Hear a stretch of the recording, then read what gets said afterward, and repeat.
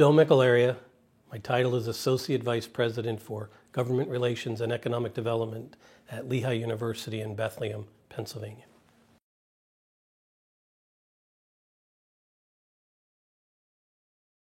Well, it's interesting in my world at a university, and this could be quite common in other schools, it's a combination of government relations and economic development. Because for us at a university, it's community, regional, but also there's quite a bit of state government typically involved, and also the federal government. So it's combined in a government relations and economic development position together. To me, it's making things happen and having projects happen. And the more I'm in this part of the career, I've also had a role in our local economic development organization. I've been a board member there and an officer, which puts me in both camps, the university plus the economic development organization. So a large part of what I've been working on personally and professionally and with IEDC has been bringing together this economic development organization type staff person with people at universities. So a lot of that collaboration, trying to bring the groups together, is where I've been able to cross over, and it really does get to be quite exciting when things happen and these two groups really work together and make a project happen. I think in Pennsylvania we have a program called the Keystone Innovation Zones. And those are geographic zones created by the state which are around universities. So it has to be a contiguous property. So for us in Lehigh, it's about 3 square miles around our university neighborhood. And that brings together the state government, private sector partners, our economic development organizations, and the universities, and actually a community college.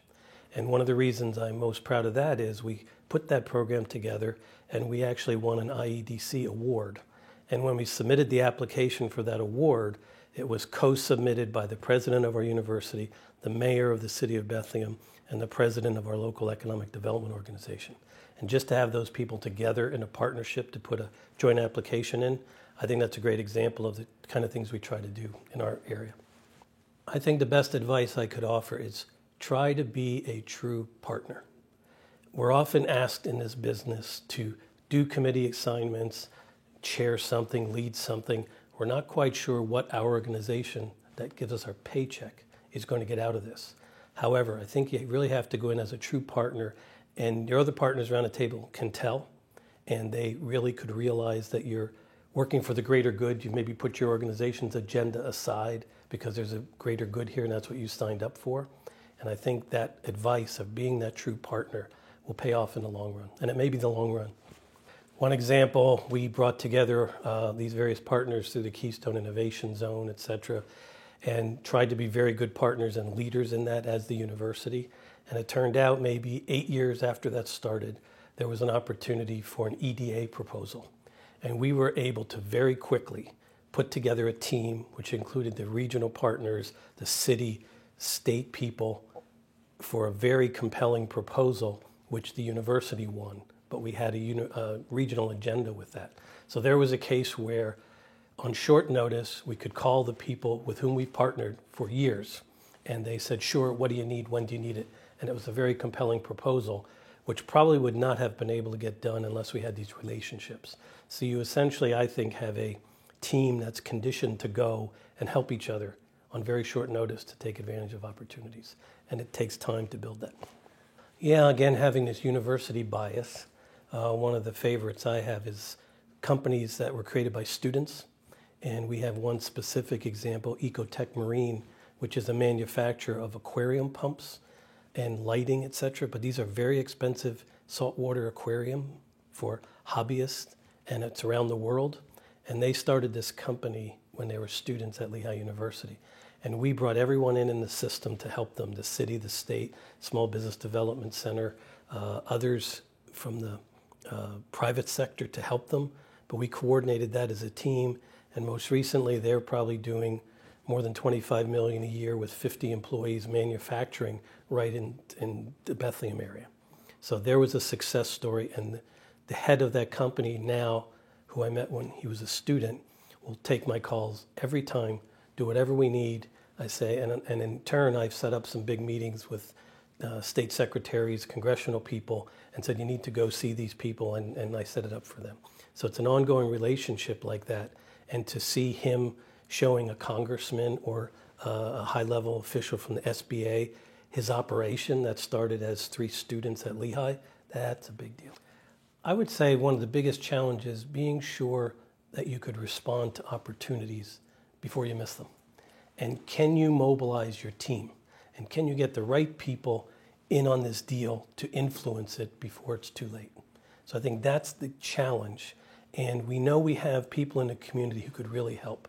A company CEO, a mayor or such. But can you get them in the right place to do the deal in time for it to make an impact? And how do you find out about that deal early enough? I think those are the challenges. Well, I think it's been so powerful. It's essentially defined economic development nationally for me. And when I started this economic development thing at the university, perhaps 10 years ago, I just had told our president at the time that there really was nobody in our university with economic development in their title. And I was just sensing that universities were playing a bigger role. But plug into IEDC immediately.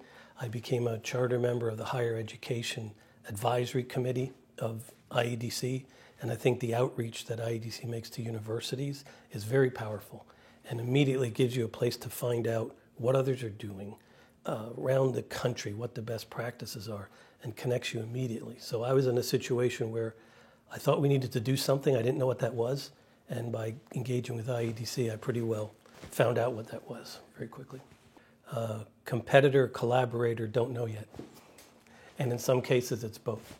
And we've put together teams. We have an economic development manufacturing initiative, for example, in Pennsylvania with the 7 major research universities. And we actually call and meet weekly on this and do this together. And the other 6 days a week, we're competing for students, faculty, programs. It's okay. And we realize we have our different agendas at the table. And I think you see that here. People will genuinely help. And then if you have to compete for a grant and your groups are competing, it's okay. If you really are this partner thing, you understand that. And you understand tomorrow we may compete for a grant, but today we're trying to do this together, and it helps both of us.